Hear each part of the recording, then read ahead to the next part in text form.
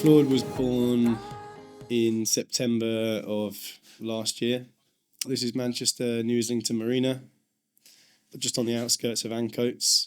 It's a wine bar. Primarily, we focus on organic, natural wine, low intervention. We have a small food menu. We have a very, very small kitchen, which is predominantly supplied by Cinderwood Market Garden. We've been working in hospitality for about 15 years. We've been trying to open our own project ever since, and one of the things that came first, ironically, was Cinderwood Market Garden, which was a sort of backwards way of doing things. We always thought we'd maybe have a restaurant open, and then we'd aim to eventually build a farm that could supply that restaurant, and so on and so forth. We were given an opportunity by a fortunate relationship forged with a landowner, also an incredible pasture farmer, Jane Oglesby. She had the same vision as us. We formed a partnership with Michael Fitzsimmons that began the process of building Cinderwood Market Garden. Year one was a really big learning curve, especially for me. I had a good amount of experience with growing, so I think that side of it was fine, but it was really, running a business, putting a business together, and picking up customers and all of that kind of stuff was a real challenge. It's a 1 acre, no dig, regenerative, organic vegetable plot. We now supply about 15 or 20 restaurants in Greater Manchester and further afield. And the idea is to try to assist chefs and restaurateurs or cafe owners or bakeries or whoever might need organic produce with a supply of readily available, easy to access organic produce. We really got excited by chefs who, you could tell them on a Sunday, oh, we've got this, this is just ready now. And they'd have it on a plate by Wednesday because they would adapt a dish, or they would come up with a new idea for something. They just get it straight on. We love people who can work in that way, in that super responsive way. What we're trying to do is establish our serious relationships with restaurants that are committed to using all the produce all through the year, rather than coming on board in summertime when the tomatoes are in and then disappearing again at the end of the summer. Basically, it goes against convenience. It fundamentally is more difficult to work in this way as a chef than it is to just call your orders in every night and have 7 days of deliveries. We find it easier to work like that. It's almost forced creativity. You let somebody else decide what you're going to put into the menu, and all you've actually really got to do is then prepare that. It'd be very easy to just grow an acre of swede and say, right, you guys are just going to use this, but that's not going to happen. So we learn what we like to grow, what grows well, and then made some little changes. So a really good example was, when you're looking at lettuce seeds, you can get really carried away at all the kind of amazing, beautiful lettuce that you can find. So we grew quite a few different varieties and realised that the chefs were primarily interested in the gem lettuce. So then this year in year two, we've gotten rid of the other lettuce and we've just done gem. So there's that kind of compromise there of figuring out, what we want to do, but what works for them. And we're working with them and we're responding to their needs and producing stuff at times for specific customers. We were harvesting things in particular ways for different customers and stuff like that. Second year, I think we were a lot more sure about what we were doing, about what we were growing and where it was going to go and who it was going to end up with, and a lot better at sort of stringing together our successions. As soon as one crop of lettuce is finished and harvested, the next crop of lettuce, which you planted, a week or 2 weeks after that one, is then ready.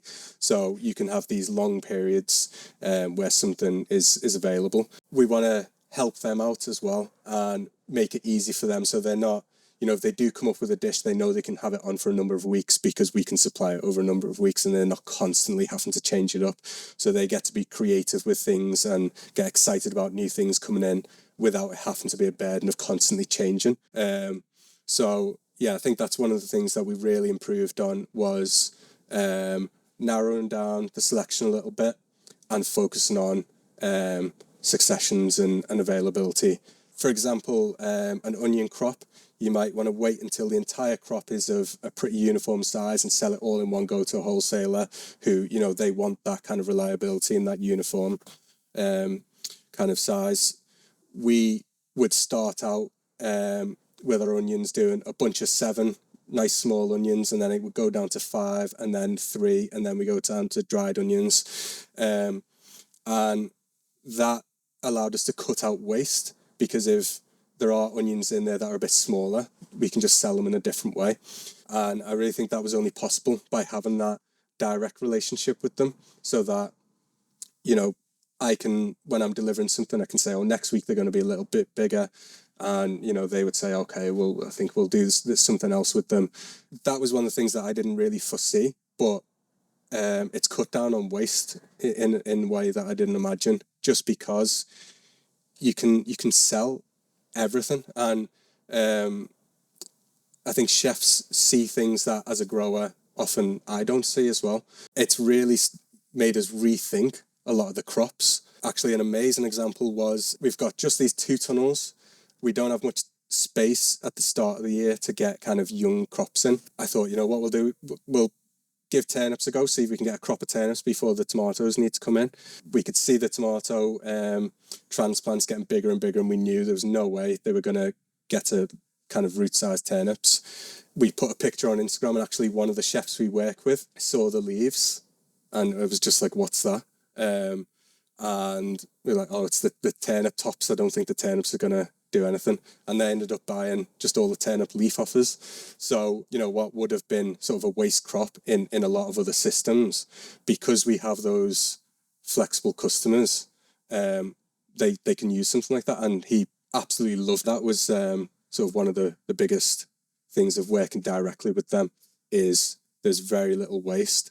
And there's a lot more sort of creativity. They can look around and say, oh, this little kind of shoot that's hanging off the side of the plant, we can sell that. That'd look amazing on a plate. I think we'd possibly struggle to sell them to a home customer, or, through a farm shop. We might, people might be, what's that? But, we can just give that to a chef. And we tasted them the other week, and they're absolutely gorgeous, really sort of sweet.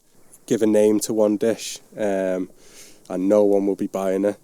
And then you just change one of the words, and suddenly everyone's just on it. You just change kind of, it'd be the name of some sort of obscure vegetable, and no one knows what it is. But then you just call it, wild broccoli or wild mustard or something like that, and suddenly it's just selling out.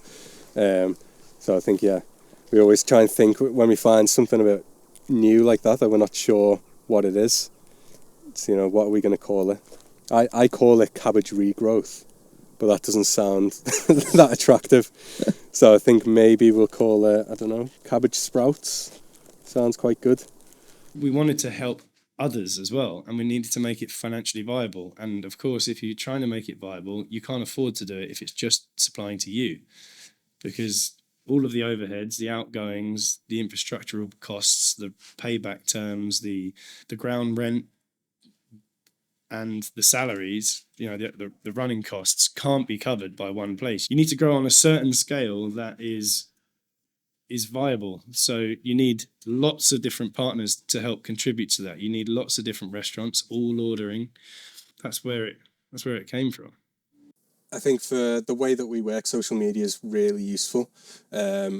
We can sort of, it's a really quick way of just keeping people up to date with what we're doing, and showing what we're producing, but it's a key part of sort of telling that story. Really, people want to see where the food's coming from, and that's a really easy way to show them, and it's an easy way for restaurants to show the story and show that they are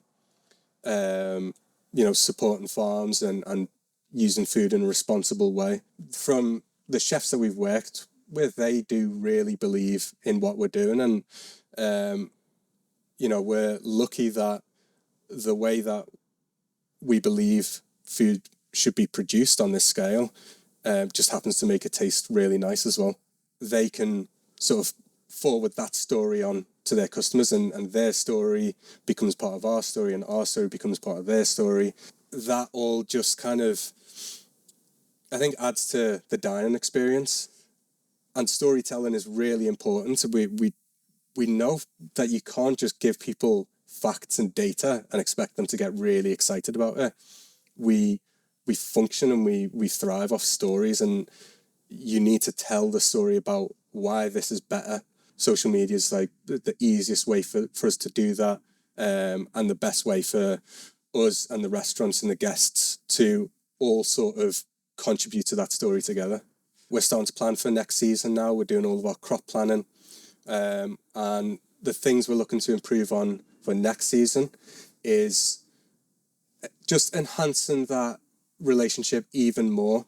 One of the things we've struggled with really is a kind of drop off at winter. So because we are just 1 acre here, and you've got to get your winter crops in sort of May and June, which is the same time that you're getting your summer crops in.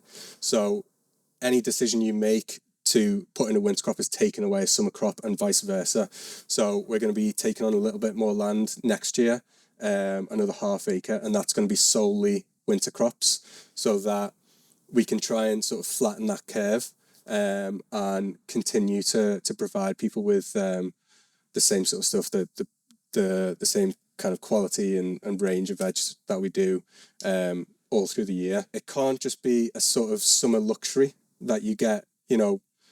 You can eat local and seasonal British food in the summer, but in the winter you have to go elsewhere because there's just not enough, which isn't true. It's just that, we need to adapt a little bit to make sure we can grow enough things. There's upsides and downsides to the way that we do our distribution. So we do everything completely direct. And at the moment, since we began, I do all the deliveries. My assistant Mike started doing some of them as well. One of the drawbacks of that is it does take us away from the farm. But one of the massive upsides is that we get to have that constant feedback with chefs, which really informs the way that we do things here. So, I can take back what I've seen, how I've seen them prepping something in the kitchen. I can take that knowledge back to here, and sort of factor that into how we would harvest or package something. I have as this ideal is that whoever's doing the delivery, I would always want them to be someone who's doing the growing as well.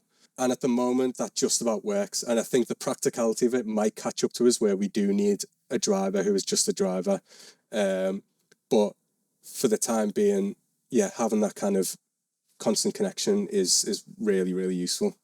We're in a better position going into year 3 than we were going into year 2.